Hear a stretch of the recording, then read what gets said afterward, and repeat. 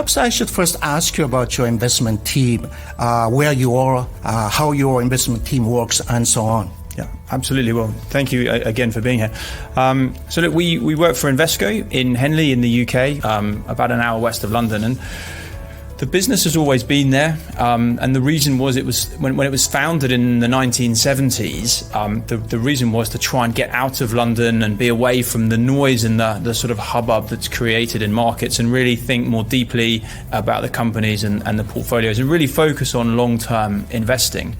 And the other point I would make is, I think it's quite different to many places. We have a very long tenure of staff. So I've been there 20 years, which in the asset management industry is a long time to be working somewhere. But I've been there 20 years, and many of the colleagues who were there when I started are still there.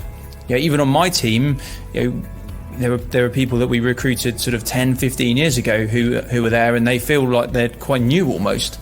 And I think that creates a very powerful, virtuous circle of trust and understanding, and a very strong investment culture where everyone is trying to do a very similar role, and therefore can help each other in different market conditions. Okay. You are trying to identify stock with three pillars, namely price, quality, and cash flow. Can you please explain that? The quality aspect is one, and they have to be good enough. Cash flow, again, as you mentioned, is really important to us. So companies that generate cash as a sort of portion of their earnings, and generating that cash to reinvest in the business, grow the business, and also pay out to shareholders via dividends and share buybacks. And then finally, price, and that touches on the valuation point that you made. We want to buy companies when they're at a discount to our view of their intrinsic worth, and often that leads you to buy companies where perhaps there's some controversy around it, some short-term issue, some macroeconomic concerns, something like that drives the valuation down, because people are worried about the short term and we're focused on the long term. Is there a certain sector or investment themes you like at this moment?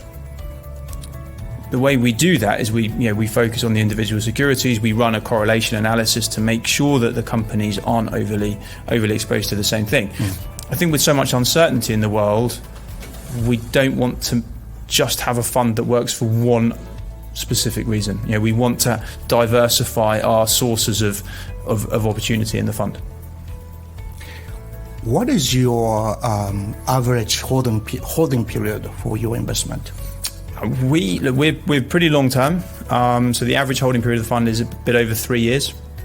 And that's been pretty consistent for my career, which is about 20 years now. We've generally had around a 3-year time horizon. Look, there are many companies we'd like to hold for longer, but often the valuation kind of catches up with what we think is a fair price, and so we sell the position and we move on. There's always lots of new ideas. That's the great thing about being a global fund manager. Right. There's a lot to go at. We're not wedded to anything.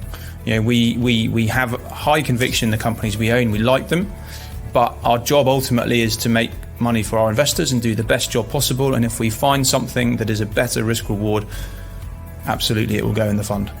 Well, Stephen, thank you for sharing your story this morning. Thank you very much for your time. It's been great. Thank you. Hope to see you again. Absolutely. Thank you.